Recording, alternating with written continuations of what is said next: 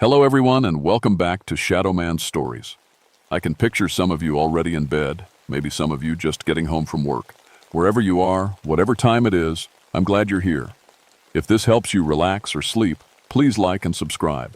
It means a lot. Now, let's get you comfortable and I'll tell you tonight's story. My name is Elizabeth Thornberry, and I've been a park ranger for 16 years. I've seen lost hikers, bear attacks, and plenty of folks who thought camping would be like a hotel stay. But I never believed in ghost stories or old wives' tales about the mountains. That changed last winter when I watched 13 Boy Scouts walk into the woods to die. Let me back up. I work the Blue Ridge Mountains in Virginia, specifically the Shenandoah National Park. It's beautiful country, but it can be deadly if you don't respect it. I handle over 1,200 camping permits every year, and I know these mountains like my own backyard. Every trail, every stream, every cave where teenagers think they can hide their beer. When I started this job in 1945, I was the first woman ranger in the district. The old-timers didn't think much of that, but I proved myself. I can track a wounded deer for miles, spot weather changes before the sky even thinks about turning dark, and I've pulled more lost campers out of these woods than I care to count. That February morning started normal enough. I was heading to Reverend Waldman's church to talk to a youth group about camping safety. These kids were planning a weekend trip, and their leader wanted them to hear from someone who knew the mountains. I always said yes to these talks. Better to scare them a little beforehand than scrape them off a cliff later. The church was one of those old German buildings, all dark wood and serious faces in the portraits. Reverend Waldman was a good man, maybe 60 years old, with thick glasses and hands that shook when he got excited about local history. He introduced me to about 20 teenagers, all bundled up in winter coats and looking like they'd rather be anywhere else. Now listen up, I told them, standing at the front of the room. The mountains don't care if you're Eagle Scouts or complete beginners. A cold kills, and it kills fast. Last month, we had an experienced group go missing for 3 days. That got their attention. I told them about proper gear, staying together, and what to do if they got lost. Basic stuff, but it saves lives. A few kids asked good questions about wildlife and water safety. They seemed like smart kids. As I was packing up my materials, Reverend Waldman pulled me aside. Elizabeth, I hope you don't mind me asking, but have you ever encountered anything unusual in your work? I laughed. Define unusual. I once found a tourist trying to feed a black bear trail mix. No, I mean... He glanced around, then lowered his voice. The old stories. About the forest spirits and such. Reverend, with respect, I deal in facts. Bears, weather, and people who don't pack enough water. That's about as supernatural as it gets. He nodded, but something in his eyes bothered me, like he wanted to say more but couldn't find the words. Of course, it's just, well, my family's been in these mountains for 7 generations. Sometimes the old stories have more truth than we'd like to admit. I drove home thinking about that conversation. The mountains were quiet that evening, snow falling steady and soft. My cabin sits about 2 miles from the main road, surrounded by pine trees that have been there longer than anyone can remember. Usually the sound of wind through those trees helps me sleep. That night, though, something felt different. The wind sounded almost like voices. 3 days later, I got the call that changed everything. Scout Troop 247 from Richmond had missed their check-in. Harold Pinewood, their scoutmaster, was supposed to call the ranger station Sunday morning. When Monday came with no word, their families started panicking. I knew Harold. He'd been bringing troops up here for over 10 years, always by the book, always careful. If Harold, Pinewood, missed a check-in, something was seriously wrong. I grabbed my gear and headed for their last known location near White Oak Falls. The area was popular with experienced campers. Because it was remote but still had good water access, the snow had stopped, leaving everything clean and white and absolutely silent. I found their campsite around noon. What I saw there still gives me chills. Everything was perfect. Too perfect. Their tents were still up, guy lines tight, no signs of weather damage. A cooking pot sat on the fire ring with what looked like oatmeal prepared for breakfast. Coffee cups were arranged on a log like someone had just set them down to go fetch cream. But no people. 16 people, including 3 adults, had just vanished. I searched the immediate area, calling their names until my voice went hoarse. No response, no signs of struggle, no footprints leading away except, well, that's where things got strange. There was a trail, single file, heading into the deep woods. 16 sets of footprints in the snow, clear as day. But here's what bothered me. The prints were too neat, too organized. When people panic or get lost, they scatter. They argue about which direction to go. They leave confused tracks all over the place. These tracks looked like 16 people had calmly lined up and walked into the forest like they were following a tour guide. I radioed for backup and started following the trail. The prints led away from the established hiking paths deeper into the old-growth forest where the trees get thick and the undergrowth tangles everything together, places where even experienced hikers rarely go. About a quarter-mile in, I noticed something that made my skin crawl. The pine trees along the trail were wrong.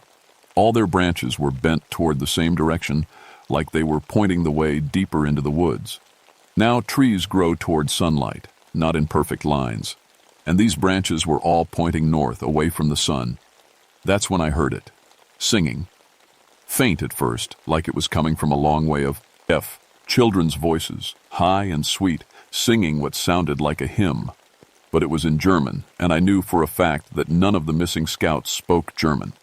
I stopped walking and listened hard. The singing seemed to come from everywhere and nowhere, echoing off the trees in a way that made it impossible to tell which direction it was coming from. The hair on my arms stood up under my jacket. "Hello?" I called out. "Is someone there?" The singing stopped. The forest went completely silent. No wind, no bird calls, nothing. Even my own breathing sounded too loud. Then I saw the carved symbols. They were cut into the bark of the oak trees scattered between the pines. Fresh cuts, sap still bleeding from the wounds. But these weren't the kind of crude initials that teenagers carve. These were precise geometric patterns that looked almost like letters, but in no alphabet I recognized. Each symbol was about 6 inches tall and carved deep enough that whoever made them had spent serious time on each one. I counted 12 different trees with carvings, all arranged in a perfect circle around a small clearing ahead. I should have turned back then. Should have waited for backup and proper equipment. But I could still see those footprints leading forward, and somewhere out there, 16 people were missing. If they were hurt or trapped, every minute counted. The trail led right through the circle of carved trees. As I passed between them, the temperature dropped. I mean, really dropped. Like walking into a freezer. My breath started fogging even though it had been warm enough before that my jacket was unzipped. And that's when I found Jimmy Evergreen. He was sitting with his back against a massive white pine, maybe 8 feet around at the base. His eyes were open, looking straight ahead with a peaceful expression on his face. For a second, I thought he was just resting. "Jim." I called, moving closer. "Jimmy, are you okay?" He didn't respond, didn't even blink. I knelt down beside him and reached for his wrist to check his pulse. His skin was ice cold, but he wasn't dead. I could feel a slow, steady heartbeat. But when I looked closer, I saw something that made my stomach turn over. His veins were dark green instead of blue. And when I lifted his eyelid to check his pupils, thick amber sap leaked out instead of tears. I radioed for medical evacuation immediately, but when the helicopter arrived an hour later, the medics couldn't make sense of what they were seeing. Jimmy's vital signs were stable but wrong. His body temperature was 62 degrees, which should have killed him. His blood pressure was almost non-existent, and when they drew blood for testing, the syringe filled with thick, golden pine sap. "This isn't possible," the lead medic told me as they loaded Jimmy onto the stretcher.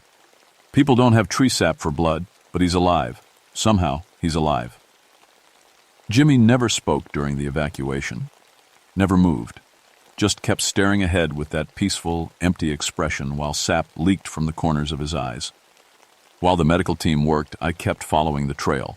The other 15 sets of footprints continued deeper into the forest, and I wasn't leaving without answers. Senior Ranger Michael Oakdale arrived just as the helicopter lifted off.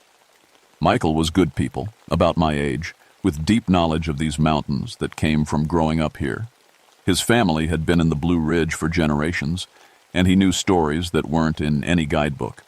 "Elizabeth, what in the hell is going on?" he asked, looking at the blood samples the medics had left behind. The vials were full of amber sap that looked like liquid gold. "I wish I knew," I said. "But we've got 15 more people missing, and they all walked this way voluntarily." Michael examined the carved symbols on the trees, and I saw his face go pale. "These markings, they look familiar. My grandmother used to tell stories about old German settlers who made deals with forest spirits. She called them Waldgeist contracts. Forest spirits are fairy tales, Michael. So is a kid with pine sap for blood, but we just saw that with our own eyes." The trail led us deeper into woods that shouldn't have existed. The pine trees got older and bigger, some of them massive enough that it would take 4 people holding hands to circle the trunk. But here's the thing. These weren't native Virginia pines. They looked more like the ancient forests you'd find in Germany or Norway. We found Tommy Hemlockson about a mile further in. Same position as Jimmy, sitting peacefully against a giant hemlock tree with sap running from his eyes. But Tommy was conscious. "Tommy!" I ran to him, kneeling down to check his condition. "Are you hurt? What happened to your group?" Tommy turned his head toward me slowly, like he was moving through thick water. When he spoke, his voice was calm and distant.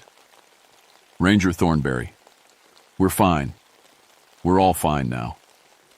"Fine? Tommy, you have tree sap coming out of your eyes."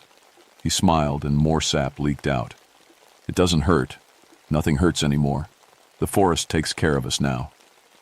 Michael grabbed my arm. "Elizabeth, look at his hands." Tommy's fingers were changing. The skin was becoming rough and brown like bark. His fingernails were lengthening into pointed claws, but he seemed completely peaceful about the transformation. "Tommy, where are the others?" I asked. "Deeper in the woods. They're becoming part of the family, just like me, just like you will." "What do you mean?" "The forest chose you, Ranger Thornberry. It's been watching you for years. You love these mountains, don't you? You protect them. The Waldgeist wants you to join us." A chill ran down my spine that had nothing to do with the cold. "Who is the Waldgeist?" "The spirit of the woods.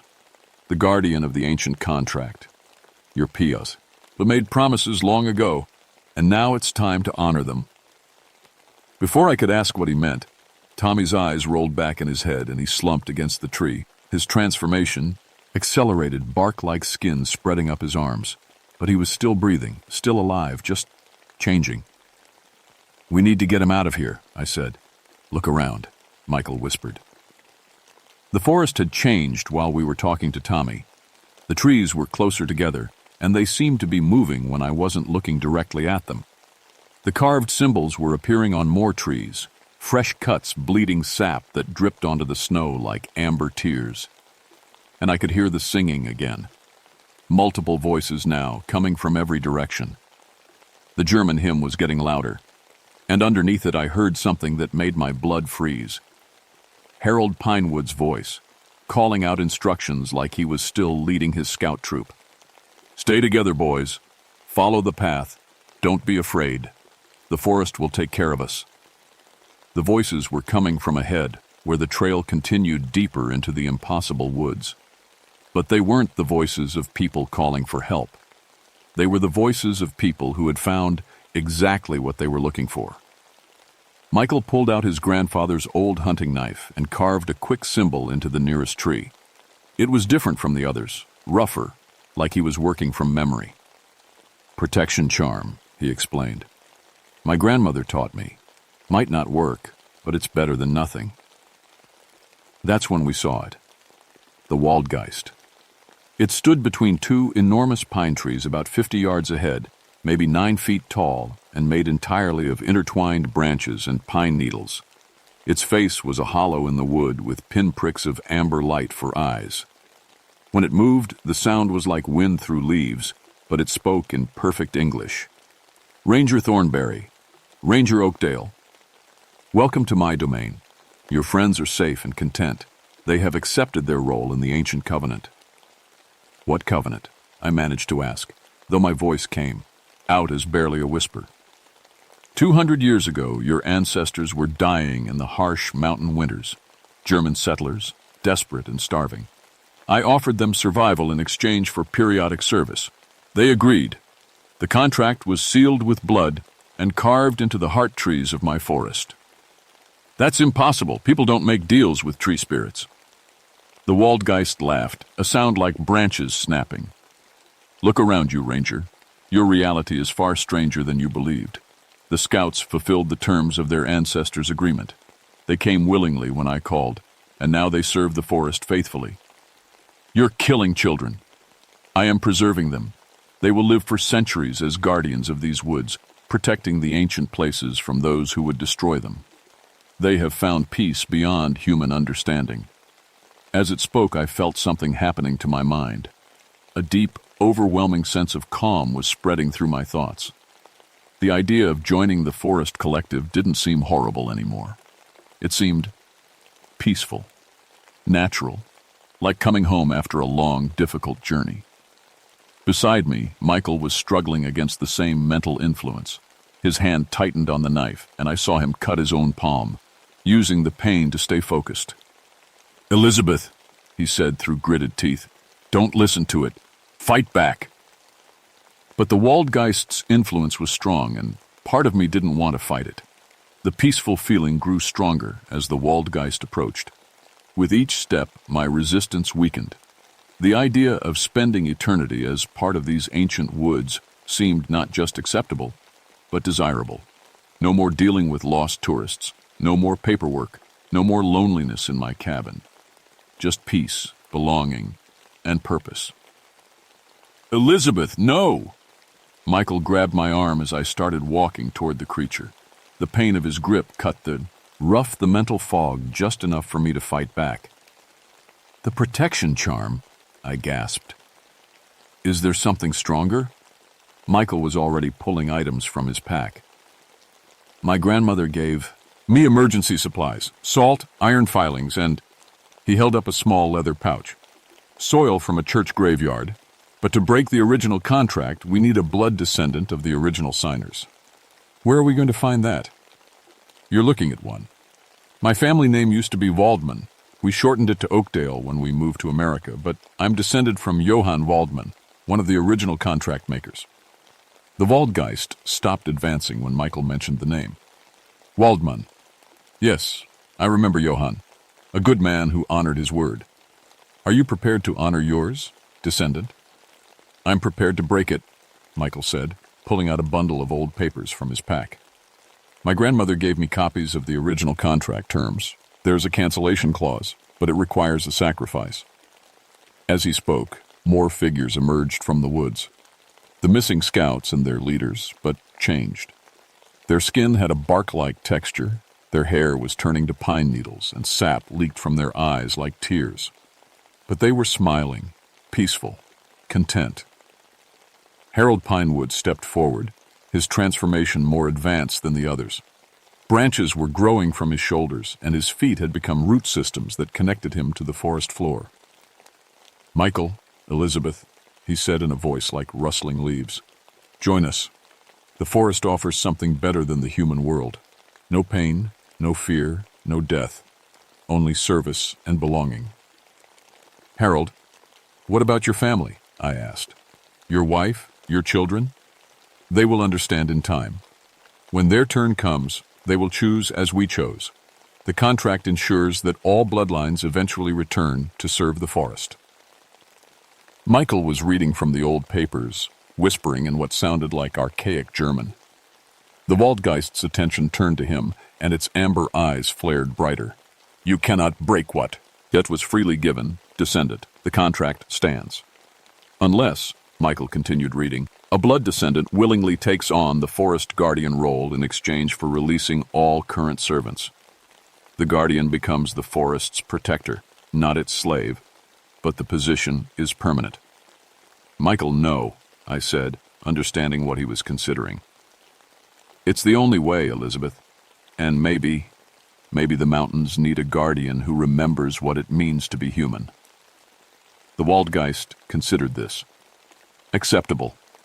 But know this, descendant of Waldmann. Once you accept the guardian role, you become part of the forest forever. You will protect these woods and all they contain, including from other humans who would harm them. Michael looked at me, then at the transformed scouts who were watching with their peaceful, sap-filled eyes. Will they go back to normal? They will return to human form, but they will retain a connection to the forest. They will remember their time here and serve as protectors in the human world, warning others away from supernatural dangers. I wanted to stop him, but I could see in Michael's eyes that he'd already decided. He cut his hand deeper, letting blood drip onto the forest floor, and spoke words in German that seemed to come from somewhere deeper than memory. The effect was immediate. The transformed scouts began changing back, bark skin becoming human flesh, though they retained the green tint in their veins and the amber flecks in their eyes. Harold collapsed as the branches retracted from his body, gasping like a man who'd been underwater for too long. But Michael was changing too. His feet were sinking into the forest floor, becoming roots. His skin was roughening into bark, starting from his hands and moving up his arms. But unlike the scout's transformation, this one felt different, more controlled, more purposeful. "Elizabeth," he said, his voice already taking on that rustling leaf quality. "Tell people that these woods are protected now. Not cursed, not evil, but protected. The old contracts are broken, but new guardianship has begun." The Waldgeist nodded approvingly. "The Guardian speaks truth. This forest is under new protection now. Humans may visit, camp, and explore safely, but those who come to harm the ancient places will face the Guardian's judgment." Michael's transformation was almost complete. He was becoming a massive white pine, but I could still see his face in the patterns of the bark, still hear his consciousness in the whisper of wind through his branches. "Go," he said with his final human words. "Take them home. And Elizabeth, come visit sometimes. I'll be here." The rescue operation was the strangest in Park Service history. 16 people emerged from the forest after being missing for 4 days, all in perfect health except for the unexplainable presence of tree sap in their bloodstreams and an unusual resistance to cold temperatures. The official report blamed their condition on mass hallucination brought on by hypothermia and dehydration. The sap was attributed to some kind of allergic reaction to pine resin. The medical examiner refused to speculate further, and the families were just grateful to have their loved ones back alive. But I knew the truth, and so did the survivors. Harold Pinewood resigned as scoutmaster and moved his family to Florida, claiming he needed a change of scenery. Before he left, he pulled me aside at the grocery store. "It really happened, didn't it?" he asked quietly. "Yes. The dreams haven't stopped. I dream about the forest every night, and in my dreams I can hear Michael calling to us, warning us about things, other places where the old contracts are still active." "What kind of things?" "Caves in Kentucky where miners made deals with underground spirits. Swamps in Louisiana where plantation owners bargained with water demons. The mountains aren't the only place where desperate people made supernature. All bargains, Elizabeth." The surviving scouts all stayed in touch with each other, forming an unusually close group that their parents couldn't quite understand. They had an uncanny ability to predict weather changes and could find their way through any wilderness without compass or map. 3 of them went on to become park rangers themselves. As for me, I kept working these mountains, but my job changed. I became an unofficial expert on what the other rangers called weird incidents. When someone reported strange singing in the woods or trees that seemed to move on their own, they sent me to investigate. Most of the time it was just the wind or overactive imaginations. But sometimes I found evidence of other supernatural contracts still in effect. Carved symbols that weren't quite like Michael's, territorial spirits that weren't quite like the Waldgeist. And every few weeks I visited Michael's grove. He retained his consciousness as a white pine, and we could communicate through the patterns of falling needles and the direction of swaying branches. He told me about other forest spirits that wandered through his territory, most of them neutral or benign now that the original covenant had been replaced by his guardianship. But he also warned me about the things Reverend Waldman's research was uncovering. Supernatural contracts throughout Appalachian history, many still active, waiting for the right conditions to call in their debts. The mountains remember, Michael told me one autumn afternoon through rustling leaves. Every bargain, every promise, every desperate deal made between humans and things that shouldn't exist. Most people have forgotten, but the spirits remember. And blood calls to blood, generation after generation. That's why I'm telling you this story now. Because if you're planning to camp in these mountains, you need to understand that the old contracts might include your family line. Check your ancestry. Research your family's immigration history. If your people settled in Appalachia before 1800, there's a chance they made deals to survive that their descendants are still bound to honor. The Shenandoah is safer now, protected by a guardian who remembers what it means to be human. But there are other forests, other mountains, other wild places where ancient agreements are still in effect. So when you're camping in the deep woods and you hear singing in a language you don't recognize, when you see carved symbols that seem too old and too precise to be random vandalism, when the trees themselves seem to be pointing you toward some deeper, darker part of the forest, remember Michael's sacrifice, and mine, and Harold's transformation. Remember that some paths, once taken, cannot be retraced. And remember that the wilderness you think you know may be far stranger and more dangerous than any guidebook will ever admit. The mountains are beautiful, and they're mostly safe now. But they remember everything, and they never forget a promise. Even if you've forgotten you made one.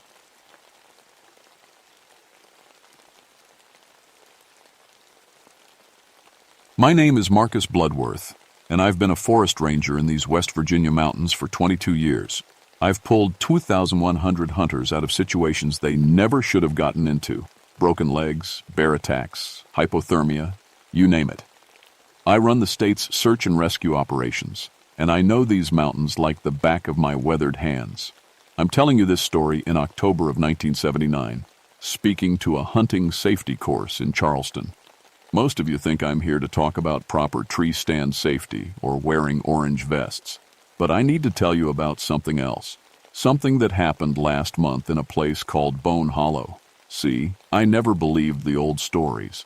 Coal miner families around here have been passing down tales for generations about meat devils in the hollows, things that turn men into butchered meat during hunting season. Old wives' tales, I figured. Folklore to keep kids from wandering too far into the deep woods. Then I found 7 experienced hunters carved up and arranged like sides of beef in a backwoods slaughterhouse. The call came in on September 15th. The Martinsburg Hunting Club had been planning their annual deer expedition for months. These weren't weekend warriors with shiny new gear. We're talking about men who'd been hunting these mountains since they were boys. Robert Steelman, the club president, had been coming to these woods for 30 years. His son Danny was following in his footsteps, already an expert tracker at 25. The group included Tom Carvington, a butcher by trade who could field dress a deer faster than most men could tie their boots. There was Bill Murdoch, who ran a sporting goods store and knew every rifle made. The Henderson brothers, Jake and Pete, who could track a mouse through a thunderstorm. And old Frank Meady, who'd been hunting these hollows since before I was born, 7 me, in total. All of them could survive a week in the wilderness with nothing but a knife and a matchbook. Their plan was simple: a week-long hunt in Bone Hollow, a remote valley about 40 miles northeast of here. The place was famous among hunters for producing record-breaking deer. Something about the minerals in the soil and the natural salt licks made the bucks grow massive. Every year, hunters came back from Bone Hollow with stories about 8-point, 10-point, even 12-point bucks that seemed too big to be real. The last radio check-in came on September 18th. Robert Steelman's voice crackled through the static. Base camp established near Bone Creek. Deer sign everywhere. Trails like highways leading into the hollow. We're setting up a processing station for field dressing. Should have some real beauties to show off when we get back. That was the last anyone heard from them. When they didn't return on September 22nd as planned, their families called us. I assembled a search team, state police, local volunteers, and our best tracking dogs. We headed out at first light on September 23rd. The drive to Bone Hollow takes 2 hours on roads that barely deserve the name. You leave the main highway, take a series of logging roads, then finally hike 3 miles through dense forest to reach the hollow itself. It's the kind of place that feels cut off from the world, where cell phones don't work and the only sounds are wind through the trees and water running over rocks. We found their camp around noon. It sat in a clearing beside Bone Creek, exactly where they'd said it would be. Tents arranged in a neat circle, camp chairs around a fire pit, coolers full of food that hadn't spoiled yet. Everything looked normal at first glance. Then we noticed the smell. It wasn't the usual camp smell of wood smoke and coffee. This was something else, metallic and wrong, like kapu, or pennies left in the sun. The kind of smell that makes your stomach turn without knowing why. Their vehicles were parked where they should be. All their gear was accounted for. Camping, equipment, cooking supplies, even their expensive optics and rangefinders. But their hunting rifles were gone, every single one. That's when we found the sleeping bags. They were still rolled out in the tents, but soaked with blood from the inside. Not splattered or sprayed, soaked, like someone had poured buckets of it into each bag and let it seep through the fabric. The amount of blood was impossible. No human body contains that much. One of the state troopers, a tough guy named Patterson, who'd seen everything in 20 years on the force, took one look and stepped outside to vomit. "Jesus Christ, Marcus," he said, wiping his mouth. "What happened here? I wish I'd known then what I know now. I might have turned around and led everyone straight back to town. Instead, we spread out to search the area. The tracking dogs immediately picked up multiple human scents leading away from camp, all heading deeper into the hollow. But they also picked up something else, something that made them whine and pull back on their leashes, their hackles raised. "Never seen the dogs act like this," said Jim Crawford, our best handler. "It's like they're smelling something that scares them." We followed the trail for about 200 yards through thick undergrowth. That's where we found the processing station. It was set up in a natural clearing protected by overhanging rock formations. Commercial-grade butchering equipment was arranged on makeshift tables, bone saws, skinning knives, meat hooks hanging from tree branches. The kind of professional setup you'd see in a slaughterhouse, not something hunters would ever bring into the woods. The ground around the station was stained dark with blood, old and new mixed together.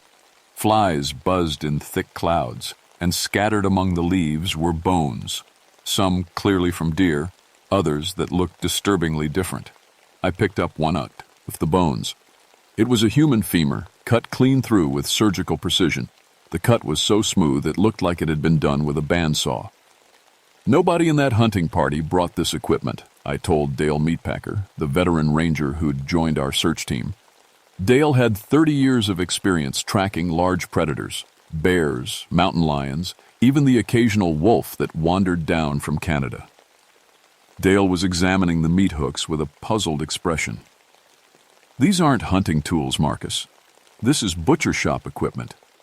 Professional grade." That's when we heard the screaming. It came from deeper in the hollow, echoing off the rock walls. A human voice, high and desperate, calling for help. We grabbed our weapons and crashed through the underbrush following the sound. We found Danny Steelman wedged into a crack in the rock face, barely wide enough for a man to squeeze through. He was alive, but barely. Dehydrated, covered in cuts and scratches, his eyes wide with terror. "Danny," I called out. "We're rangers. You're safe now." But when he saw us, he didn't look relieved. He looked more terrified. "Don't let him hear you," Danny whispered. "He's still down there, still cutting." It took us an hour to work Danny out of the rock crevice. His hands were shaking so badly he couldn't hold a water bottle. When Dale tried to examine his injuries, Danny flinched away like he expected to be hurt. "Danny, where are the others?" I asked gently. "Where's your father?" Danny's eyes filled with tears. He took them, one by one, like we were deer he was processing. "Who took them?" "The man in the mining clothes. He knew our names. He knew everything about us, where we were from, what kind of rifles we carried, how we liked to hunt. He said we were the finest specimens he'd seen in years." Dale and I exchanged glances. Danny was clearly in shock, possibly hallucinating. "Danny, there's no one else out here, just us. You're safe now." But Danny grabbed my arm with surprising strength. "He's not human. I watched him take my father apart like he was field dressing a buck, but he did it while my father was still alive. He explained every cut, every technique, said he was teaching me the art of meat processing." A chill ran down my spine. Something about the way Danny spoke, the specific details, the clarity in his terror, made me believe him. "Where did this happen?" I asked. Danny pointed deeper into the hollow, toward a section where the trees grew thicker and the rock walls closed in. "The old mine. He lives in the old mine." I knew about the mine. Bone Hollow had been a coal mining operation back in 1902. A cave-in had trapped 23 miners underground. None of them were ever recovered. The entrance had been sealed decades ago, but I supposed it could have been reopened. "Danny, we need to get you out of here," I said. "Can you walk?" He nodded, but kept looking over his shoulder. "He'll smell us. He has a nose like a bloodhound, and he moves through these woods like a ghost." We started back toward the search camp, supporting Danny between us. But as we walked, I noticed things that hadn't seemed important before. The trees around us were marked with deep cuts, like claw marks, but too regular, too precise. The game trails all seemed to converge toward the center of the hollow, which wasn't natural. And there were bones scattered everywhere. Deer bones, but also others that were the wrong size and shape. We were about halfway back when the smell hit us. The same metallic scent from the sleeping bags, but stronger now. Fresh. "He's coming," Danny whispered, and his whole body started trembling. "Oh God, he's coming." Dale drew his sidearm and motioned for silence. In the distance, I could hear something moving through the underbrush. But it wasn't moving like a person. It was too fluid, too quiet, like something that knew these woods better than anything should. Then we heard the humming. It was a low, tuneless sound, like someone humming while they worked, and it was getting closer. "Run," Danny whispered. "Please, just run." But before we could move, a figure stepped out from behind a massive oak tree about 50 yards ahead of us.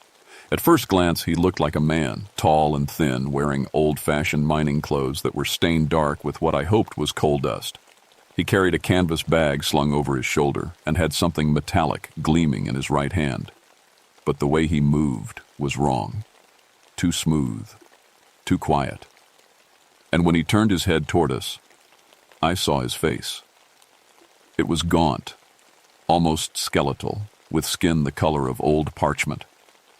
His eyes were completely black, like looking into deep water at night. And when he smiled, I saw teeth that had been filed to points. "Well, hello there," he said in a voice like dry leaves rustling. "You must be the search party I've been expecting." Dale raised his pistol, but his hand was shaking. "Stay back. We're armed officers." The figure laughed, a sound like breaking glass. "Officers? How wonderful. I do so enjoy professional meat." That's when I saw what he was carrying in that canvas bag. Human heads. 3 of them, still recognizable as members of the Martinsburg Hunting Club. "You see," the figure continued, stepping closer despite Dale's weapon, "I'm something of a professional myself. Ezekiel Slaughterhouse is my name, though most folks just call me the Butcher. I've been perfecting my craft in these hollows for, 77 years now." Danny was hyperventilating beside me. "That's him. That's the one who took my father." Slaughterhouse nodded approvingly. "Young Danny here showed real promise as an apprentice. Learned fast. Didn't scream as much as the others when I demonstrated proper bone separation techniques. Dale fired 3 shots center mass. I saw the bullets hit, saw the fabu, Rick of Slaughterhouse's shirt tear and dark fluid spray out. But the figure just staggered slightly, then straightened up like nothing had happened. "Now that's just rude," Slaughterhouse said. I was trying to have a civilized conversation about butchering methodology. Dale grabbed Danny and me by the arms. "Move! Now!" We crashed through the underbrush, branches tearing at our clothes and faces. Behind us, I could hear Slaughterhouse laughing, but he wasn't pursuing us. He was taking his time, like he knew we couldn't really escape. "The mine!" Danny gasped as we ran. "He keeps them all in the mine." We stumbled through the forest for what felt like hours, but was probably only minutes. Finally, we reached a section of the hollow where the rock walls rose straight up on both sides, and there, partially hidden by decades of overgrowth, was the entrance to the old coal mine. The official seal had been broken. The heavy metal gate hung open like a mouth. "We can't go in there," Dale said, breathing hard. "That's exactly where he wants us." But then we heard another voice calling from inside the mine, weak and desperate. "Help! Please! Somebody help me!" "That's Tom Carvington," Danny said. "The butcher from our group. He might still be alive." I made the decision that still haunts me. We go in, but we stay together, and we don't separate for any reason. Dale found a flashlight in his pack. The beam cut through the darkness as we entered the mine shaft. The air was thick and stale, filled with the smell of death and something else, something like vinegar and old meat. The mine tunnel stretched back into the mountain, supported by rotting wooden beams. Our footsteps echoed strangely in the confined space, and every few yards we found bones scattered on the ground. Not just recent ones, some looked decades old. About 100 yards in, the tunnel opened into a larger chamber. That's where we found Slaughterhouse's workshop. It was like stepping into a butcher shop from hell. Meat hooks hung from the ceiling. Professional cutting tables were anged throughout the space. Knives and bone saws were displayed on the walls like artwork, and everywhere, bones, organs, and cuts of meat in various stages of processing. But the worst part was the organization. Everything was arranged with obsessive precision. Bones sorted by type and size, organs preserved in glass jars, cuts of meat labeled and dated, some going back decades. "My God," Dale whispered. "How many people has he killed?" In the center of the chamber, we found Tom Carvington. He was alive but tied to a butchering table, conscious but weak from blood loss. Slaughterhouse had been using him to demonstrate technique, making small, precise cuts while explaining the theory behind each one. "Tom," I rushed to untie him. "We're getting you out of here." Tom's eyes were wide with terror. "He's been teaching me," Tom mumbled, "showing me how to properly break down human meat. He says I have potential because I already understand animal butchering." That's when Slaughterhouse's voice echoed through the chamber. "Education is so important, don't you think?" He stepped out of the shadows at the back of the chamber, no longer pretending to be human. His movements were fluid and predatory, and those filed teeth gleamed in our flashlight beam. "You see, gentlemen, most people think butchering is just hacking and cutting. But it's an art form. It requires understanding anatomy, respecting the meat, using the proper tools for each specific task." Dale had reloaded his pistol, but we'd already seen how ineffective it was. "What are you?" I demanded. "I'm what happens when a man survives by eating his fellow men," Slaughterhouse replied. "Back in 1902, when the mine collapsed, I was the camp butcher. I knew how to process meat efficiently. When the other miners started dying, I did what was necessary to survive." He gestured around the chamber with obvious pride. "But I didn't just survive, I evolved. Each person I consumed made me stronger, faster, more skilled, and over the decades, I've perfected my craft." "You're insane," Dale said. "Insane." Slaughterhouse laughed. "I'm an artist. Do you see the precision of my cuts? The efficiency of my processing techniques? I've turned butchery into a science." He moved closer, and I could see that his clothes weren't just stained with coal dust. They were soaked with blood from decades of work. "Now, which one of you would like to be my next demonstration?" Dale didn't hesitate. He lunged forward, not with his gun, but toward the mining equipment stored along the wall. He grabbed a box of old dynamite, the kind miners use to blast through rock. "If I light this fuse," Dale shouted, "this whole chamber comes down." Slaughterhouse hissed like an angry cat. "You wouldn't dare. You'd kill yourself and your friends." "Better than ending up as your next art project," Dale replied. Then he looked at me. Marcus, get Danny and Tom out of here, now. Dale, don't go, he screamed. I grabbed Tom under one arm and pushed Danny toward the tunnel entrance. Behind us, I could hear Slaughterhouse moving with inhuman speed, but Dale was already striking a match. We ran through that mine tunnel faster than I've ever moved in my life. The explosion came just as we reached the entrance, a rumbling roar that shook the entire mountain. Rock and timber collapsed behind us, sealing the mine forever. Or so I thought. Dale Meatpacker died a hero that day, though the official report listed his death as a mining accident during a rescue operation.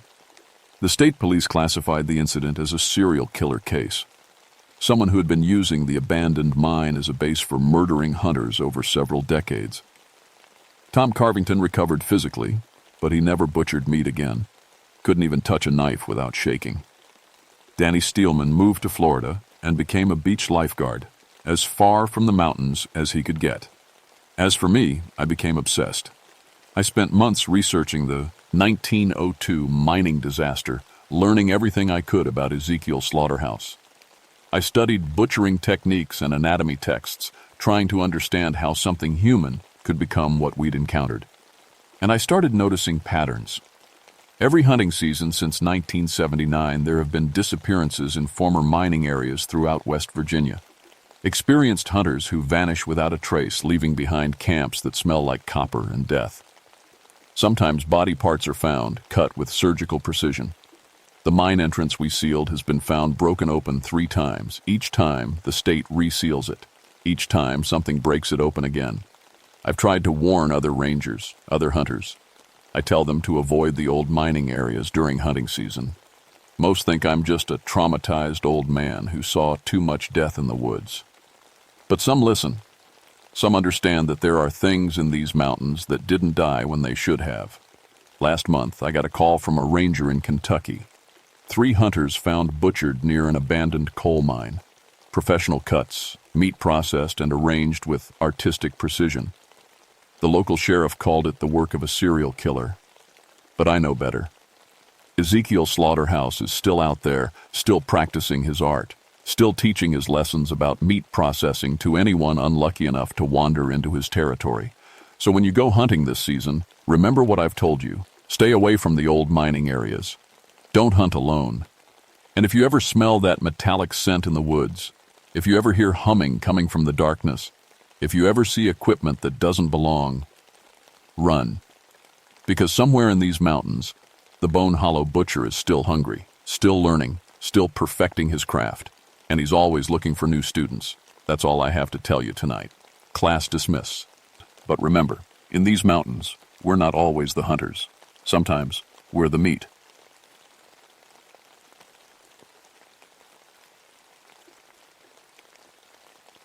My name is Jonathan Ravenstone, and I've been a park ranger in North Carolina's Blue Ridge Mountains for 18 years. I'm telling you this story because someone needs to know what really happened on Ravens Ridge in 1986. The newspapers said it was a landslide that killed those researchers. The university called it a tragic accident. But I was there. I saw what really happened. I never believed in ghost stories. Growing up in these mountains, you hear all kinds of tales. Cherokee spirits, haunted hollows, cursed rocks. My grandmother used to tell me about stones that sang and trapped souls, but I figured it was just old mountain superstition. After all, I had a degree in forest management and had written papers on Cherokee folklore for the State Historical Society.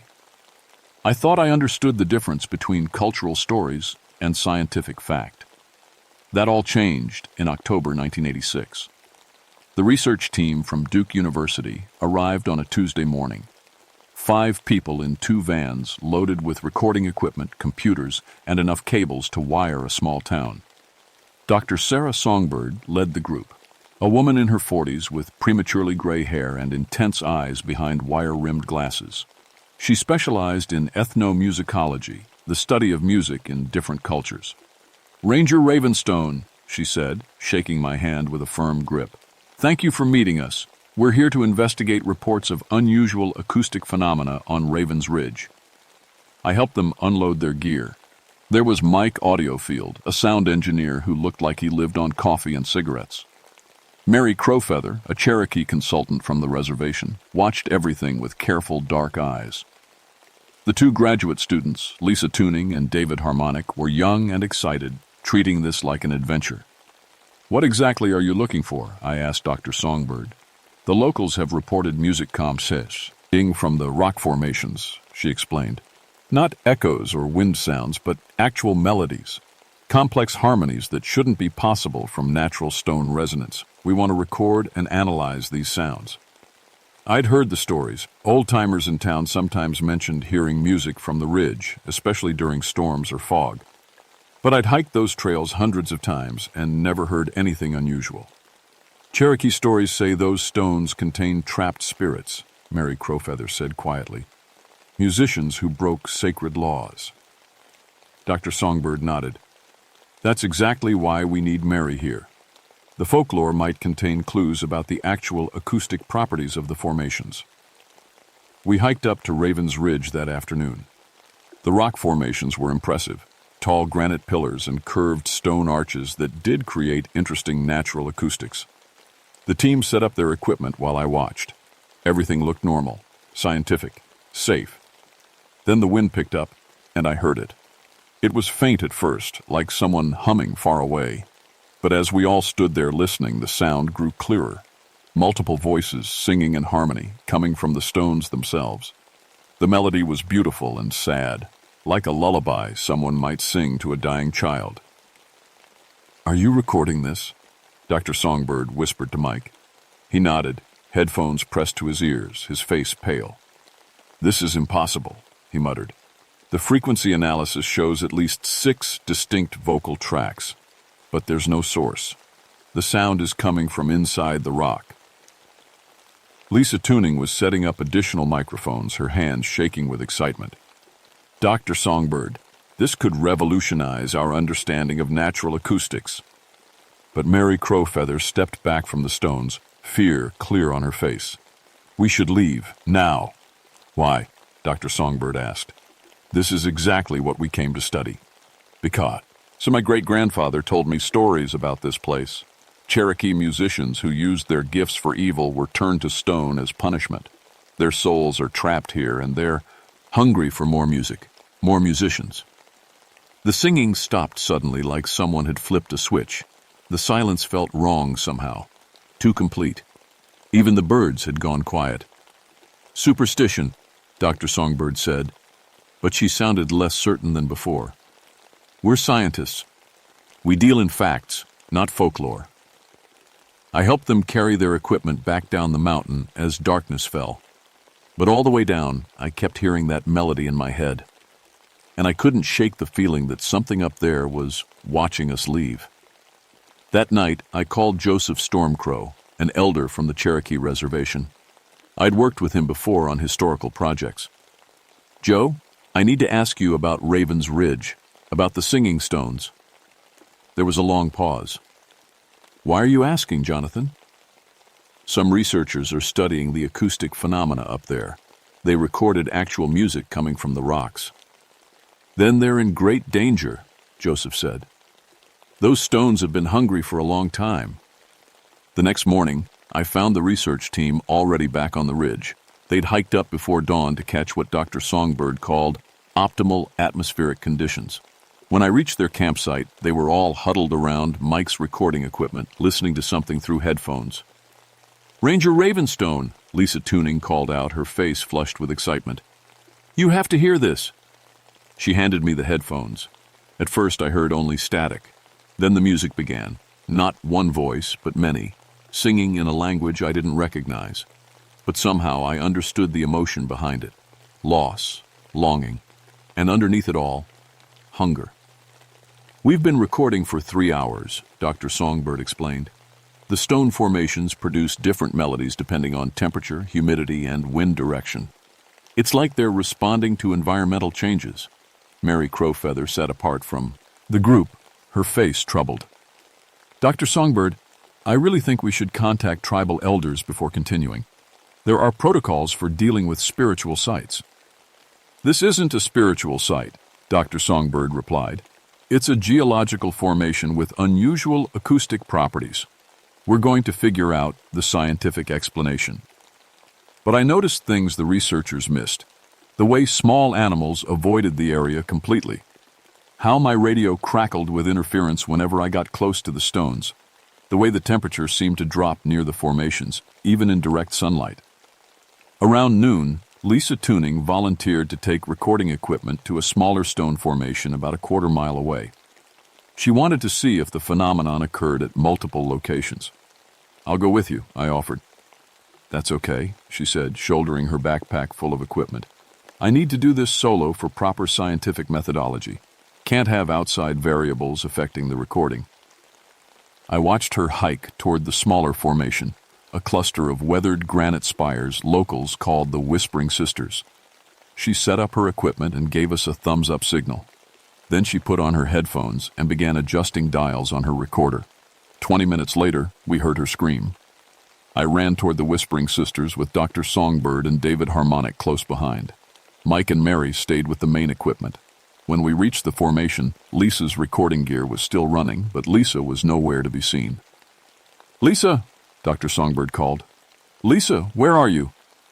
That's when we heard it. Lisa's voice, singing in perfect Cherokee harmony with the stone music. But Lisa didn't know Cherokee. She'd told me herself she only spoke English and a little Spanish. The voice was coming from the largest spire, as if Lisa was inside the rock itself. "This is impossible," David whispers. "Red. People don't just disappear into solid stone." But Mary Crowfeather was backing away, her face white with terror. "It's starting," she said. "Just like the old stories. The stones are taking musicians again." We circled the formation, calling Lisa's name, but got no response except her voice continuing to sing from within the rock. Dr. Songbird pressed her ear against the stone. "I can hear her clearly," she said. "She's singing melodies I've never heard before in perfect Cherokee pronunciation." I tried my radio, but got only static. My cell phone showed no signal, even though we were on high ground. It was like something was blocking all electronic communication. "We need to get back to base camp," I said. "Call for search and rescue." But when we returned to the main site, we found Mike Audiofield sitting motionless beside his recording equipment, headphones clamped over his ears, his eyes closed. He was humming along with the stone music, swaying slightly. "Mike!" Dr. Songbird shook his shoulder. "Mike, we need to leave. Now." He opened his eyes, but they looked distant, unfocused. "Do you hear it?" he asked. "The perfect harmony. They're teaching me the most beautiful songs." Mary Crowfeather grabbed one side of Mike while I took the other. "He's been like this for 20 minutes, she said. "Ever since Lisa disappeared. The stones are calling to him." We pulled Mike away from the recording equipment and gradually his eyes cleared. "What happened?" he asked. "Where's Lisa?" When we told him, he didn't believe us until he heard her voice singing from the Whispering Sisters formation. Then he sat down hard on a fallen log, his face pale. "This is impossible," he kept repeating. "People don't get absorbed into rocks." But the evidence was undeniable. Lisa's equipment still recorded her voice coming from within solid granite. And as the afternoon wore on, we began to hear other voices joining her song. Older voices, singing in languages that sounded ancient. Joseph Stormcrow arrived at sunset, hiking up the mountain despite his 70-year-old knees. I'd called him from the ranger station radio before we lost communication. "You should have left the moment you heard the stones sing," he told Dr. Songbird. "Now they have one of yours, and they want more." "What are you talking about?" she demanded. "What happened to my student?" Joseph looked at the stone formations with sad, knowing eyes. Long ago, Cherokee musicians learned songs of great power, songs that could heal, songs that could harm, songs that could speak to spirits. But some musicians became greedy. They used sacred songs for personal gain, breaking the harmony between the human and spirit worlds. He pointed to the stone spires. As punishment, they were transformed into rock, their souls trapped forever. But their hunger for music remained. They call to other musicians, promising to teach them the greatest songs ever created. "And if someone listens?" Mike asked. "They become part of the Stones. Their voice joins the eternal song, and their body feeds the formations, making them stronger." Dr. Songbird shook her head. "I don't believe in curses or magic. There has to be a scientific explanation." But as night fell, and Lisa's voice continued singing from within the granite spire, even she began to look uncertain. That's when we heard the other formations start to sing. The music began just after full darkness fell. Not just the Whispering Sisters where Lisa's voice emerged, but all the stone formations across the ridge. Each cluster sang in different harmonies, but they all wove together into one massive, complex song that seemed to vibrate through the ground itself. "My equipment is going crazy," Mike said, checking his readings. "The frequency range extends beyond human hearing into subsonic and ultrasonic ranges. This shouldn't be possible from natural sources." Dr. Songbird stood transfixed, listening to the haunting melodies. "It's the beautiful music I've ever heard," she whispered. "Layer upon layer of voices, some human, something else." Joseph Stormcrow was preparing what looked like a ritual bundle from his backpack. Sage, tobacco, small carved figures. "We need to leave," he said urgently. "The Stones are at their strongest after dark. They'll try to take more of you." But David Harmonic was already walking toward the nearest formation, his face blank with the same expression Mike had worn earlier. Mary Crowfeather ran after him and grabbed his arm. "David, stop! Don't listen to them!" He turned to her with unfocused eyes. "They're calling my name," he said in a dreamy voice. "They want to teach me songs that no living person has ever heard." We formed a circle around David, but he kept trying to break free and approach the Stones. The music grew louder, more insistent. I could feel it pulling at something deep in my chest, making my heart race and my thoughts fuzzy. "Cover your ears!" Joseph shouted, but it was too late. Mike Audiofield broke away from our group and ran toward the largest stone formation, not walking in a trance like David, but running desperately, as if his life depended on reaching the Stones. "Mike, no!" Dr. Songbird screamed. I tackled him just before he reached the granite pillar, and we both went down hard. Mike fought like a wild animal, clawing and biting to get free. "You don't understand," he gasped. "They're teaching me the music of creation itself, the songs the universe sang when it was born."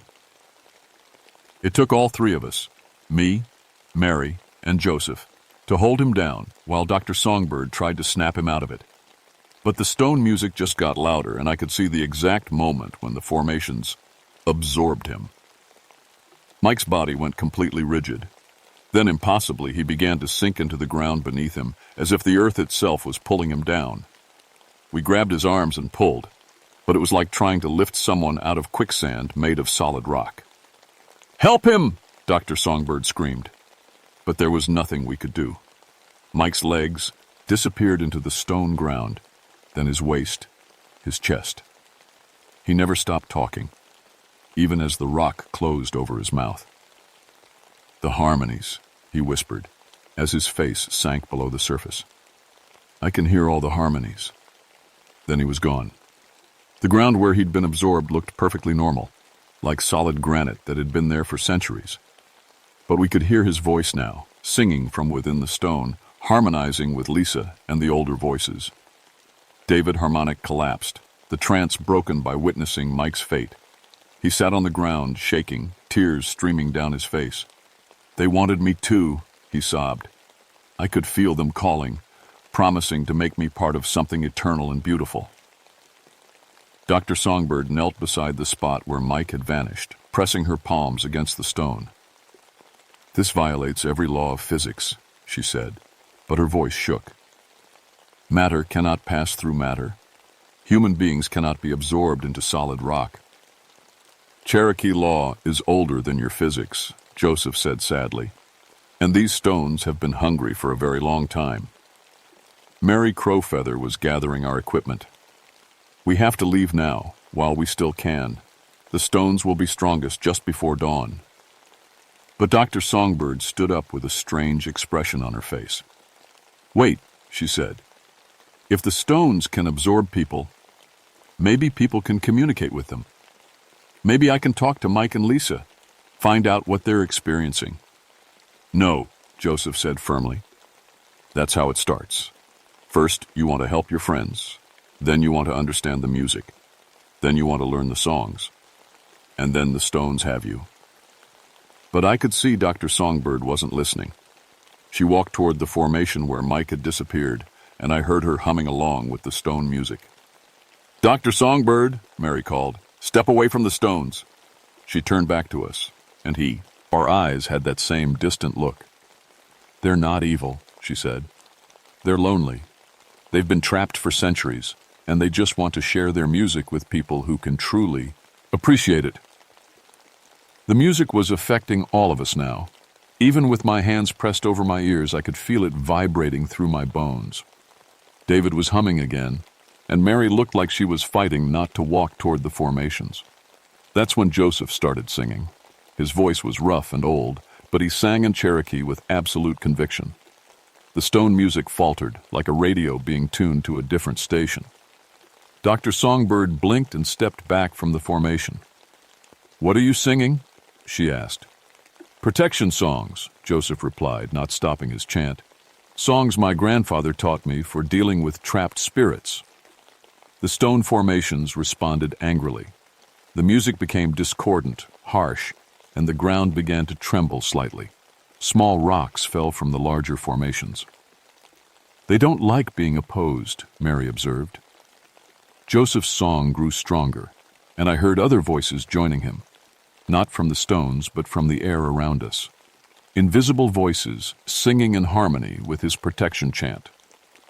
"Cherokee ancestors," Joseph explained during a brief pause.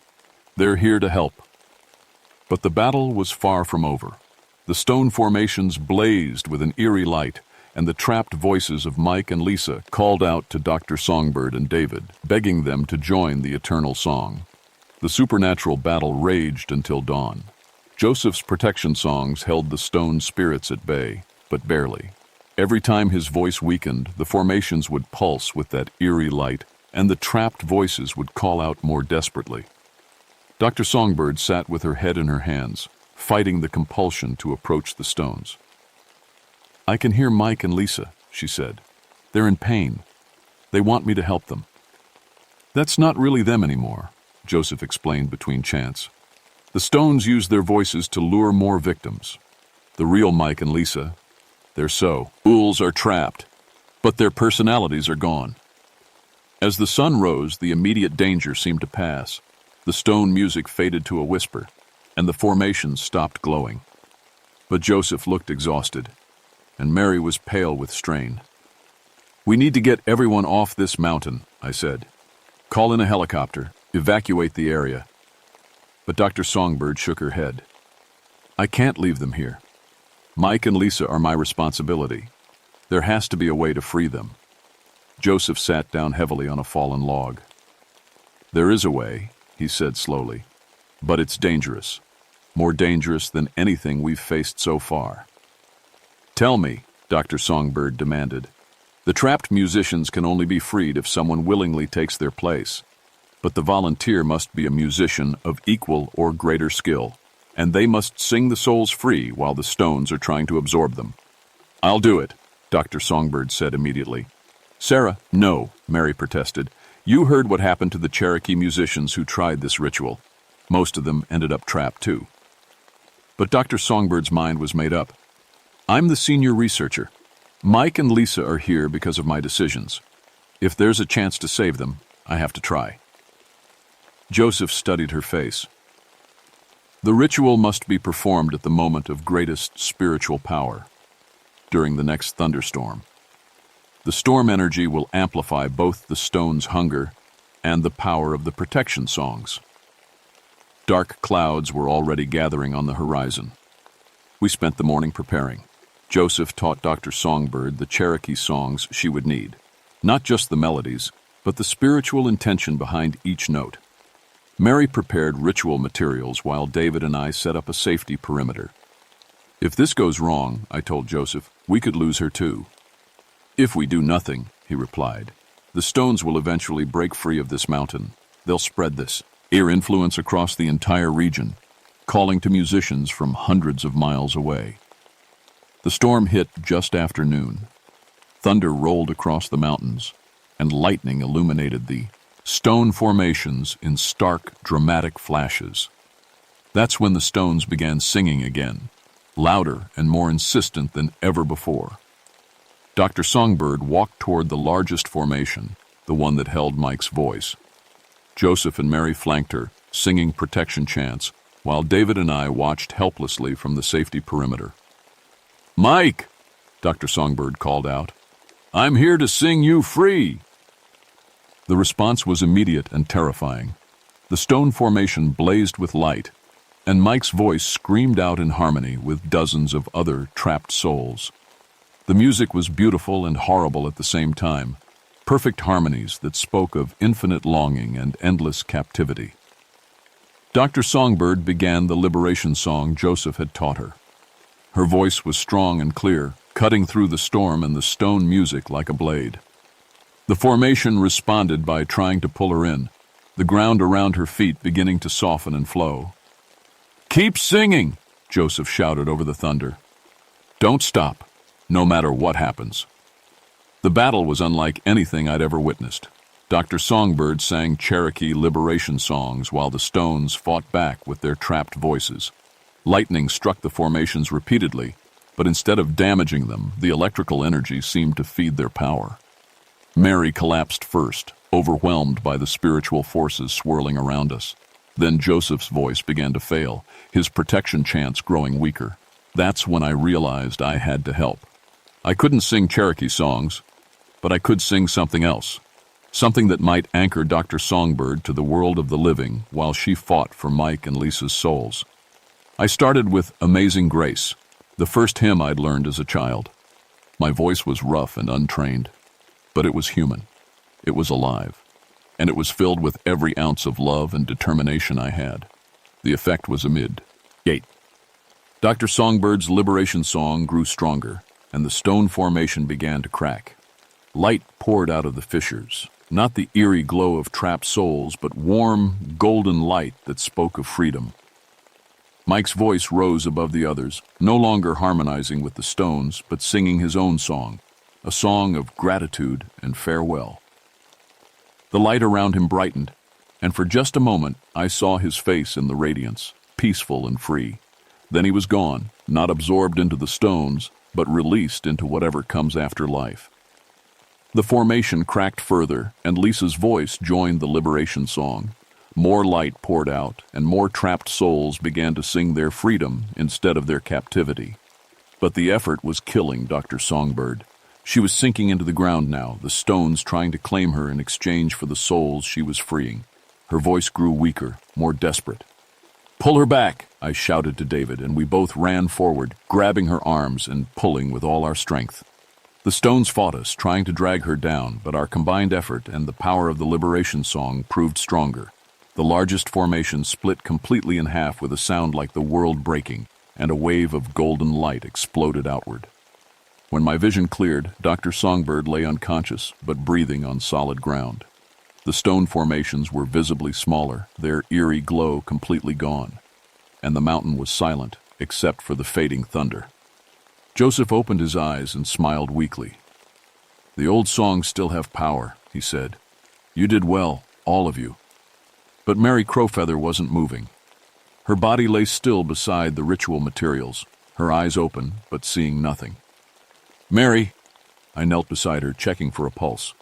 Her heart was beating, but she didn't respond to my voice or touch. "Her spirit is still fighting," Joseph explained, sadly. "Some of the corrupted musicians escaped when the formation broke. Mary followed them into the spirit world to stop them from finding new hosts."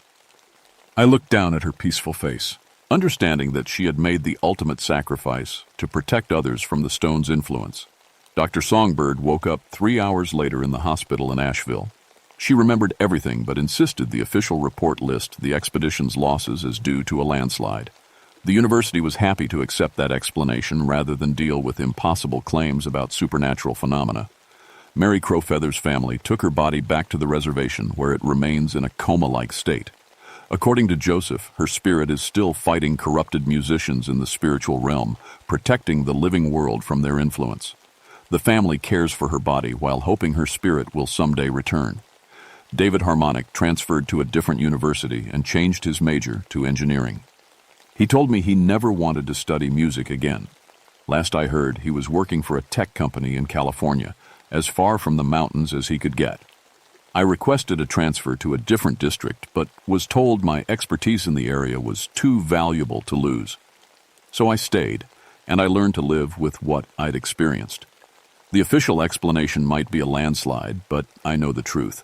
The singing stones of Raven's Ridge still produce music, but it's different now. Instead of the hungry, compelling melodies that trapped souls, I sometimes hear gentle Cherokee lullabies and protection songs. Mary's influence, I think, keeping the corrupted spirits in check. Dr. Songbird continued her research, but focused on the healing properties of music rather than its supernatural aspects. She never spoke publicly about what happened on the ridge, but she sent me articles about her work with music therapy for trauma victims. I think our experience changed her understanding of music's true power. Joseph Stormcrow helped me set up a network of contacts throughout the Appalachian region to monitor for similar phenomena. There are other sites, other formations where Cherokee spirits dwell. Most are benign, but some carry the same hunger as the original singing stones. We work quietly to protect both the spiritual sites and the people who might stumble onto them. I've learned that music has power beyond anything science recognizes. It can heal, it can harm, and it can serve as a bridge between the world of the living and whatever lies beyond. The Cherokee understood this long before Europeans arrived in these mountains. They knew that some songs should never be sung, some harmonies should never be attempted. But people forget. Every few years, I hear reports of mysterious music from remote stone formations. Musicians who have dreams about perfect melodies that demand to be performed. Recording equipment that picks up voices from empty wilderness areas. When these reports reach me, I drive out to investigate. Sometimes I find wannabe ghost hunters or curious teenagers who just need to be scared away from dangerous places. But sometimes I find formations that glow with that familiar, eerie light, and I know the influence is spreading. The Cherokee ancestors are still fighting the corrupted musicians in the spirit world, but they need help from the living. Every time someone listens to the stone songs with pure intentions, every time someone sings protection songs near the formations, it helps maintain the balance. I'm 58 now, with 40 years of service in these mountains. I've trained younger rangers to recognize the signs and know when to call Joseph or the other Cherokee elders. Because the stones haven't stopped singing, they've just learned to be more careful about who they call. Late at night, when I'm alone in my cabin, I sometimes hear Mary Crowfeather's voice carried on the wind. She's still out there, still fighting to protect the rest of us from the hunger of the stones. Her sacrifice reminds me that some battles transcend the physical world, and some protectors never get to come home. The Blue Ridge. Mountains are beautiful beyond description, filled with natural wonders and rich cultural history. But they also contain forces that our modern world has forgotten how to handle. The Cherokee remembered for generations, keeping the balance between the human and spirit worlds. Now that responsibility falls to people like me, those who've witnessed the truth and chosen to stand guard.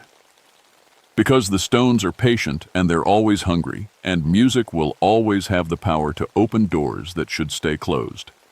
If you ever hear mysterious music coming from stone formations in these mountains, my advice is simple: walk away. Don't try to record it, don't try to understand it, and never, ever try to sing along. Some songs are meant to remain unheard by the living.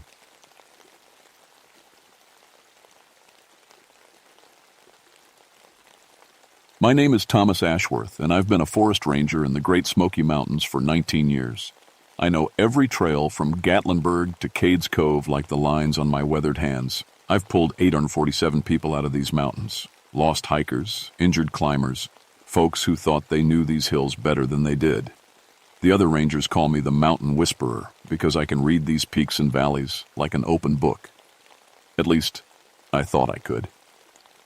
It was a muggy Tuesday in July 1973 when I first met Dr. Patricia Mountain View's geology team from the University of Tennessee. 6 graduate students with fresh faces and expensive equipment, eager to map the cave systems around Cataract Falls. I remember thinking they looked too clean, too confident.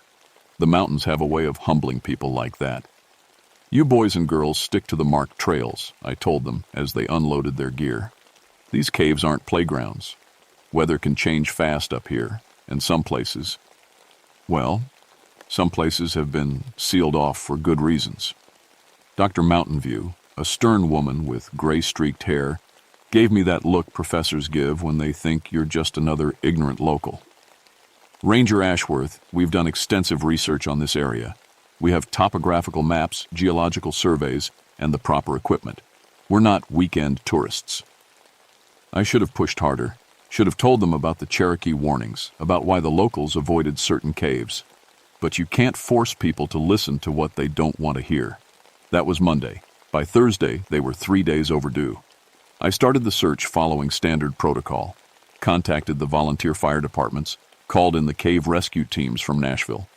The weather had been perfect, no storms or flash floods. 6 experienced people don't just vanish without a trace, not in an area I know like my own backyard. Their base camp at the mouth of Blowhole Cave looked wrong from the moment I arrived. Everything was too neat, too organized. Tents still staked down properly, equipment arranged in perfect rows, camp stove sitting unused but clean. It looked like they'd just stepped away for a moment, except for one thing that made my skin crawl. Everything was covered in a fine layer of limestone dust. Now, I've been in these mountains my whole life, and the nearest limestone deposits are 50 miles south. There's no way that dust should have been there, especially not in that quantity. It was like someone had taken a giant powder puff and dusted their entire campsite. I called out their names, but the only answer was my own echo bouncing off the cave walls. That's when I noticed my equipment acting strange. My radio crackled with static that sounded almost like voices talking backward. My compass needle spun like a drunk dancer, never settling on true north. Even my flashlight flickered, though I'd put fresh batteries in that morning. The cave mouth itself felt wrong. Most caves stay cool year-round, but Blowhole Cave breathed out warm air in irregular patterns, like something massive was sleeping inside. The local Cherokee had always avoided this place, called it cursed, but I'd figured that was just old superstition. Standing there in the afternoon heat, feeling that warm, rhythmic breath from the cave, I wasn't so sure anymore. Joseph Sequoia, an elder from the reservation, had warned me about places like this when I first started ranging. Some wounds in the earth never heal right, Thomas. Best to leave them alone. I'd always respected Joseph's wisdom, but I'd never really believed the old stories. Until I found 6 people's belongings covered in impossible limestone dust, while their owners had seemingly vanished into thin air. I should have waited for backup. Every protocol I'd learned in 19 years of service said to secure the area and wait for the specialized cave rescue team. But something about that empty campsite, about the way the cave seemed to be breathing, made waiting impossible. I left detailed notes about my planned route and expected return time pinned to Dr. Mountain View's tent. Standard safety procedure, though as I descended into the cave's mouth, it felt more like writing my own obituary. The first 200 feet were normal enough. Typical limestone cave formation, the kind I'd explored dozens of times during search and rescue operations. My headlamp beam cut through the darkness, illuminating smooth walls carved by centuries of water flow. Then I found their survey equipment.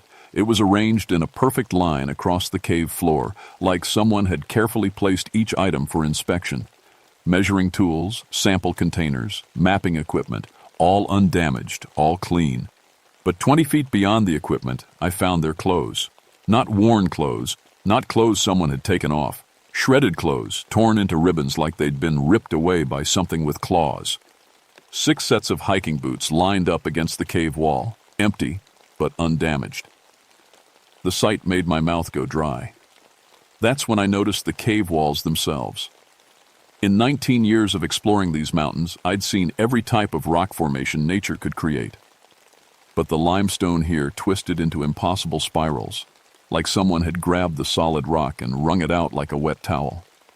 The formations pulsed in my headlamp beam, creating the illusion of movement, of breathing. I pressed my hand against one of the spiral patterns and jerked it back immediately. The rock was warm, almost hot, and seemed to give slightly under pressure like living tissue. Deep in the cave system, I heard voices. Human voices, but wrong somehow. The words came out backward, syllables reversed like someone playing a recording in reverse. The sound echoed from passages that, according to my maps, shouldn't exist. "Hello?" I called out, my voice cracking with nerves I didn't want to admit. "Dr. Mountain View, can anyone hear me?" The backward voices stopped immediately, replaced by a silence so complete it made my ears ring. Then, from somewhere deeper in the cave, came a sound that made my blood freeze. Screaming. Not the sharp scream of sudden pain, but the long, desperate wail of someone experiencing horror beyond description. It lasted nearly 30 seconds before cutting off abruptly, leaving me alone in the dark with my pounding heart and the sound of my own ragged breathing. I found the first body in a crevice that was physically too small to contain it. Kevin Stonebridge, Dr. Mountain View's research assistant, had somehow been wedged into a crack in the cave wall that couldn't have been more than 18 inches wide. But Kevin was a big guy, maybe 6'2", broad shoulders from years of rock climbing. There was no way he should have fit in that space. Yet there he was, compressed into the crevice like toothpaste squeezed from a tube. His bones had been compacted, his entire body somehow made smaller while keeping his skin intact. His face was frozen in an expression of absolute terror, eyes wide and staring, mouth open in a silent scream. The worst part was that he looked conscious, like he'd been aware of what was happening to him. I radioed for backup, but got only static in return. The cave seemed to swallow radio signals, creating a dead zone that cut me off from the outside world. My hands shook as I tried different frequencies, desperately hoping to reach someone, anyone. That's when I heard footsteps behind me. "Thomas? What in the hell are you doing down here alone?" I spun around to find Dale Copperhead, my partner for the last 5 years, standing in the cave passage with two local cavers I recognized, Marcus and Samuel Ironwood, brothers who knew these cave stems better than anyone. "Thank God you're here," I said, my voice shaking with relief. "We've got a situation that's way beyond anything I've seen before." Dale took one look at Kevin's impossible position in the crevice and went pale. "Jesus Christ, Thomas. How did he get in there?" "I don't know," I admitted. "But I think the rest of the team is deeper in the cave system, and I think whatever did this to Kevin is still down there with them." Dale brought proper cave rescue equipment, ropes, emergency medical supplies, portable lights that didn't flicker like mine had been doing. The Ironwood brothers carried climbing gear and knew passages through these caves that weren't on any official map. "This place feels wrong," Marcus said as we moved deeper into the cave system. "Been caving for 20 years, and I ain't never felt anything like this." His brother Samuel nodded agreement. "Air's too thick. Makes me feel like I'm being squeezed even in the big chambers."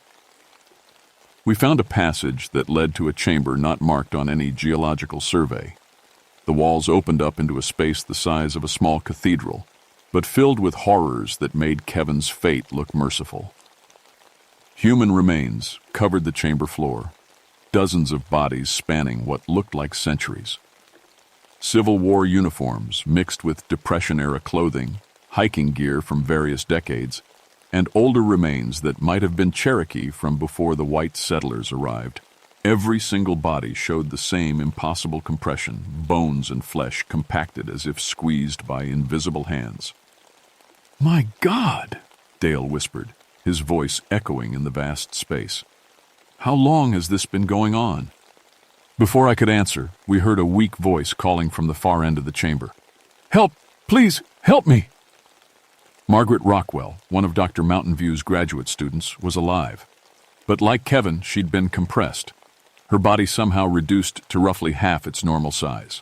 She lay curled in a fetal position, conscious but unable to move, her eyes tracking our movement as we approached. "Margaret, can you hear me? Can you tell us what happened?"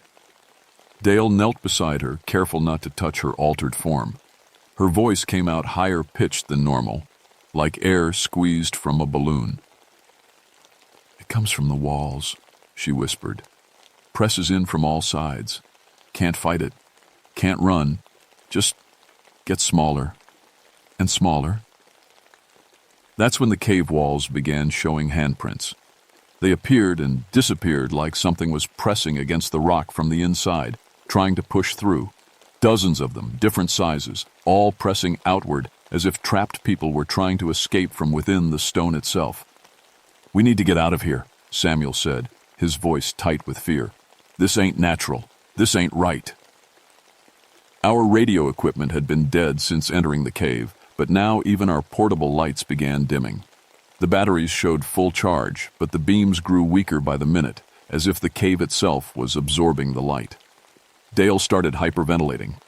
Dale, who'd been doing cave rescues for 15 years without a trace of claustrophobia. "Can't breathe," he gasped. "Walls are closing in. Can't breathe." The chamber wasn't getting smaller, but somehow it felt like it was. The sensation of being compressed, squeezed, crushed from all sides grew stronger with each passing moment. We found Dr. James Colefield, another team member, compressed into a space the size of a coffin, still conscious but unable to speak. His eyes pleaded with us, begged us to end his suffering, but there was nothing we could do. He was somehow still alive, still aware, trapped in his impossibly reduced body. That's when it happened to Marcus. One moment he was standing next to his brother, examining strange Cherokee petroglyphs carved into the cave wall. The next moment he began screaming as his body started shrinking before our eyes. Not shrinking, being compressed, squeezed by invisible forces that pressed in from all directions. His bones folded inward with audible snaps, his flesh compacting while he remained horribly conscious throughout the entire process. "Marcus!" Samuel lunged toward his brother, but there was nothing to grab, nothing to fight. The compression wasn't coming from any visible source. It was just happening, like the air itself had turned solid and was crushing him. Marcus's screams grew higher in pitch as his vocal cords compressed until finally he collapsed into a form barely 3 feet tall, still alive, still aware, his eyes staring at us in absolute terror. "We have to go," I said, grabbing Dale and Samuel. "We have to go now." But as we turned toward the passage we'd used to enter the chamber, I saw that it had narrowed. The opening that had been wide enough for us to walk through upright now required us to crouch. The cave was closing in around us. The Cherokee petroglyphs on the cave wall told a story I wished I couldn't read. Joseph Sequoia had taught me some of the old symbols years ago, and now they spelled out a warning that was centuries too late. "Kituwa," I translated, my voice barely above a whisper. "The squeezing spirit. It makes big things small." Margaret, despite her compressed state, managed to speak again. Her tiny voice carried an otherworldly knowledge that chilled me to the bone. "It doesn't just compress bodies," she said. "It compresses space itself, makes the cave smaller, makes everything smaller, until there's nothing left but the smallest possible space." The passages we'd used to enter were definitely narrowing. What had been comfortable walking space was now forcing us to crawl. Samuel carried his compressed brother Marcus in his arms, the impossibly small form still conscious, still suffering. "There's got to be another way out," Dale said, but his voice lacked conviction. Our lights were down to almost nothing now, and every breath felt like the cave was stealing the air from our lungs. That's when I remembered Joseph Sequoia's words about his ancestors sealing certain caves, not with rocks or concrete, but with rituals, with ceremonies that could counteract whatever supernatural forces dwelt in the depths. I still carried the small pouch of Cherokee tobacco Joseph had given me years ago, along with instructions I'd never thought I'd need. Expansion smoke, he'd called it, a way to temporarily reverse compression, to make small things big again. "We need fire," I told the others. "Special fire with this tobacco. It might be our only chance." Samuel volunteered to hold the narrowing passage open with his body while I performed the ritual. "If this don't work," he said, setting his compressed brother down gently, "at least we tried." The Cherokee words felt strange in my mouth, syllables I'd practiced but never used in desperation. The tobacco smoke rose in patterns that seemed to defy the cave's air currents, spreading through the chamber in spirals that reminded me of the twisted rock formations. For a moment, nothing happened. Then Margaret gasped as her body began expanding back toward normal size. The cave passages stopped shrinking, and our lights flickered back to full brightness. "It's working!" Dale shouted. But the victory was short-lived. The Kituwa, whatever it was, fought back against the expansion smoke. The walls began pressing in with renewed force, and I could see the smoke being absorbed into the rock itself. Samuel screamed as the passage he was holding open with his body began closing despite the ritual. His bones started snapping as the invisible force compressed him against the cave wall. "Go!" he yelled, his voice rising in pitch. "Get out while you can!" I grabbed Margaret, who was still partially compressed but mobile, and ran for the narrowing exit. Dale was right behind us, but as we reached the passage, Samuel's compressed form was absorbed into the cave wall itself, becoming part of the twisted rock formations. The expansion smoke was losing its power. The cave began compressing again, faster now, as if angry at our attempt to escape. Passages that had been wide enough to run through became crawl spaces, then spaces barely wide enough for a child. Margaret's small form was actually an advantage now. She could fit through spaces that would have trapped Dale or me. "Leave me," she whispered, as I struggled to carry her through a passage that was getting smaller by the second. "Save yourself." But I couldn't leave her. Wouldn't leave her. The cave entrance appeared ahead, but it was shrinking rapidly. What had been a normal cave mouth was now barely large enough for a person to squeeze through. In seconds, it would be too small even for that. I pushed Margaret through first, then dove after her just as the entrance compressed to the size of a crack too narrow for a mouse. We collapsed on the ground outside, gasping in the sweet mountain air, as Blowhole Cave sealed itself behind us. Margaret spent 3 months at the University of Tennessee Medical Center, slowly returning to normal size through a process that baffled every doctor who examined her. They documented her condition, ran endless tests, but could never explain how a human body could be compressed and then expand back to normal while maintaining life. She remembered everything, every moment of being compressed, every second of existing in a space too small for human life. The doctors said her recovery was impossible, but there she was, living proof that impossible things happen in these mountains. I never went back underground after that. Transferred to fire prevention duties, desk work mostly, anything that kept me above ground and in the open air. The other rangers thought it was survivor's guilt, and maybe it was. But it was more than that. I couldn't trust enclosed spaces anymore. Couldn't trust that the walls wouldn't start pressing in, that the air wouldn't turn thick and hostile. Even now, 30 years later, I sleep with my bedroom door open and avoid elevators, whenever possible. Joseph Sequoia confirmed that the cave had been properly sealed according to the old protocols, but he warned me that Blowhole Cave wasn't the only hollow place in the Appalachians. "The mountains are full of wounds that never healed right," he said. "Most are small, harmless, but some," he shook his head, "some are hungry." Margaret went on to become a professor herself, specializing in theoretical physics with a focus on dimensional compression. She never published her real research, the papers about parallel compressed realities existing within our own three-dimensional space. But she told me once that she still has episodes where rooms seem to compress around her, where she can feel the Kituwa reaching across dimensions, testing the boundaries of normal space. I've spent the last 30 years discreetly warning cave exploration groups about certain unstable cave systems throughout the region, never telling them the whole truth. Who would believe it? But finding ways to steer them away from places that feel wrong, places where the Cherokee elders shake their heads and speak in hushed tones about old wounds in the earth. Every few years, I hear reports of missing cavers in other parts of the Appalachians, bodies found in impossible positions, compressed into spaces too small to contain them. The official reports always blamed cave-ins or freak accidents, but I know better. The Kituwa isn't gone. It's just sleeping, waiting in other hollow places throughout these ancient mountains. Margaret visited me last month, now 60 years old, but still carrying the haunted look of someone who's seen impossible things. She told me that during certain lunar phases, she can sense the blowhole cave entrance expanding back to normal size, just for a few hours before sealing itself again. Something's still down there, she said, her voice carrying the same fear it had 30 years ago. Something that remembers us. Something that's still hungry. I believe her. These mountains hold secrets older than human memory, places where the normal rules don't apply. The Cherokee knew this, tried to warn us, but we didn't listen.